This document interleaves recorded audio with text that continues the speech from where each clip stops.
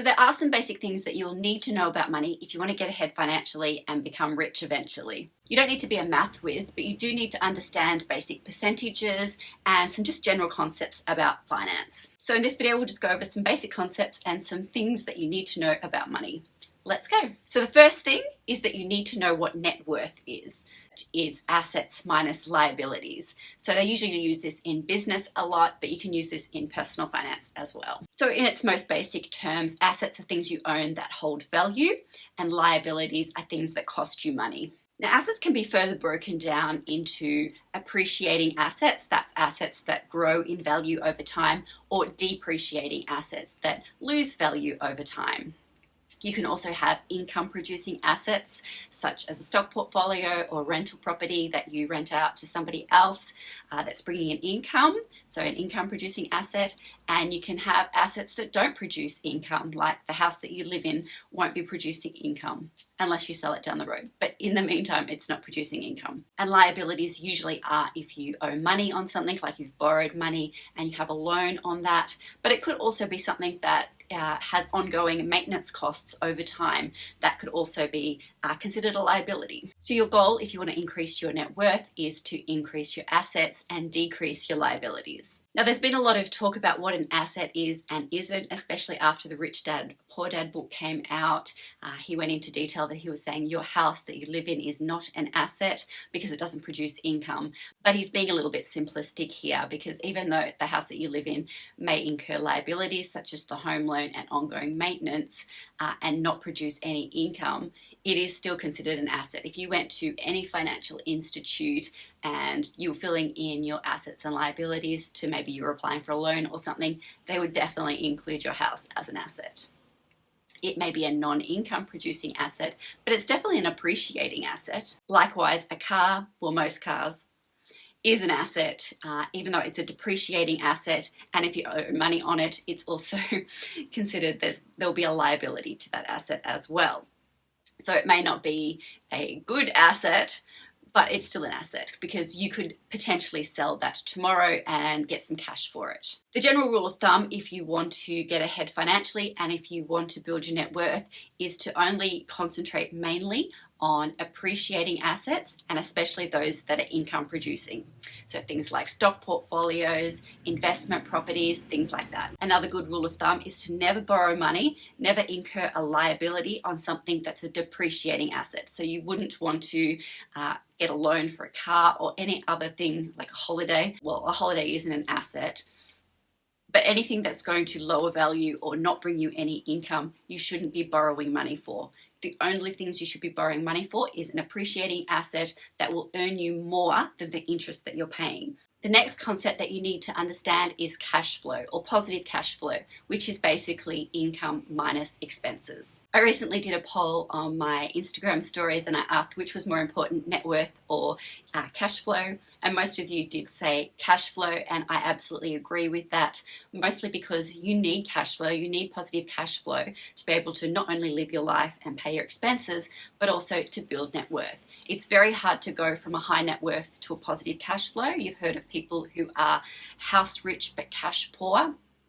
So many people who live in these grand houses, but if say they had a car repair that they had to pay, they couldn't come up with the money because they just didn't have any savings. So they were cash poor but house rich, which they had high net worth, but they can't convert it to cash. But if you have a good, positive cash flow, you can convert that to net worth and you can build your net worth that way. I actually talked about this a little bit in my Why I Rent video, very controversial topic, why I said that I didn't want to put money into a house, that I would rather have it into the stock market because it gives me positive cash flow, whereas a house that I live in would not. And my lifestyle is that I would much rather have positive cash flow coming in and building my stock portfolio than building a house. Not saying that that's the best way, that's the way I've chosen for myself because I like having that cash flow. So you always want to be trying to increase your positive cash flow, and the ways you can do that, if you have a budget, you can reduce your expenses to as low as possible so that you free up more cash that you could be using to build your net worth into positive appreciating assets. You could be putting putting into savings accounts, investments, things that will build your wealth and make you become rich over time. And of course, the other way is to increase your income. That's a lot more difficult to do. It's much easier to lower your expenses than it is to find more income, but finding different forms of passive income, side jobs, anything like that, even just selling things that you have, converting them into cash so that you can build up your net worth in other areas in your investments is another way to increase your cash flow and to build your net worth that way. You'll also find that as you build your income producing assets, your cash flow is automatically going to grow with it too, and it snowballs that way. Now, the third concept that I wanted to talk about in this video to help you become richer and be financially wealthy is to talk about interest. Like, we can't talk about finance without talking about interest, and in particular, compound interest, because I love compound interest. Now, compound interest can go both ways. It can go in the debt that you owe that will accumulate into higher debt over time, but it also can work in your favor for investments and savings, because interest, as the amount in your portfolio or your savings account grows, interest will be accumulating on that.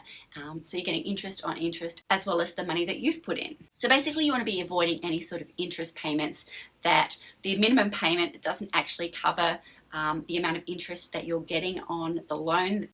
This happens a lot with open-ended credit, such as credit cards that have no fixed end date, and so the interest just keeps accumulating, and the minimum payments don't actually cover paying off the amount in full. So the amount that you're paying over time just gets bigger and bigger and bigger if you're only paying the minimum balance. So never pay just the minimum balance. You always want to pay the majority, the most that you can on any of those sort of debts.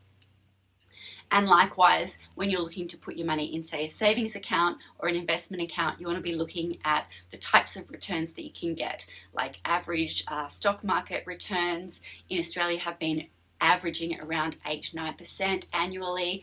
In the US, they're usually around 10% annually. The dividends that I look at are always over 5% annually. Most savings accounts right now, interest rates are quite low, so you're not going to get a huge amount in a regular savings account, but if you still have a savings account, you can probably still find 1 or 2% savings accounts right now. One of the best ways to look at this and how compound interest works is to actually go and find a calculator online and just put some figures in and play around with it. So let's use the example of having an initial deposit of $10,000 and say you want to put an extra $1,000 in monthly. We'll keep it at 10 years, but we'll change the interest rate to 2% because that's kind of what you'll maybe hopefully get in a savings account. So you end up putting in about $130,000. That's your initial deposit and your regular deposits, and your interest is $41,752. But let's change it to something, say 10%, which is what you might get in, say, the stock market. Now, you've put in the exact same money as before, but of course, as you would expect, the interest is higher. But what's interesting, if you look at the light blue in this graph, that's the compound interest. It's getting bigger and bigger over time because the amount is getting bigger and bigger over time. So you're not putting in any extra money, but you are earning more money over time. And that's the magic of compound interest, in that given enough time, the interest will grow because you're getting interest on interest, and it gets larger and larger, even without you adding any more money. So those are the concepts that you need to know if you want to become more financially savvy and eventually become rich. You need to know about net worth, how to build your net worth by increasing your assets and lowering your liabilities. You need to know about positive cash flow, because the more cash flow that you have, the more that you can build those assets. And of course, you need to know about compound interest, how it's going to work in your favor by not having debt, by understanding that you don't want a debt to accumulate on top of debt, but you do want to work it in your favor where interest is earning on top of interest and building your money that way. I hope you've enjoyed this video. Take care, and I'll see you in the next video. Bye.